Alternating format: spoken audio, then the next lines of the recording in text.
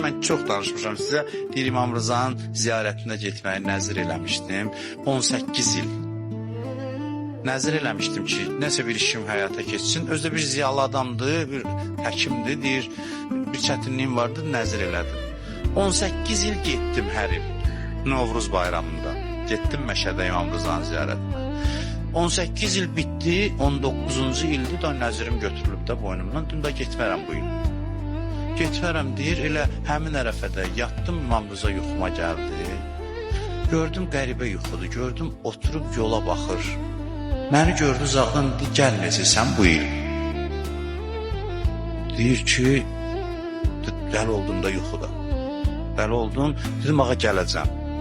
Sonra yuxudan oyandım, başa düşdüm ki, sən demə məni gözləyirmiş. Gözü mənim yolumdadır.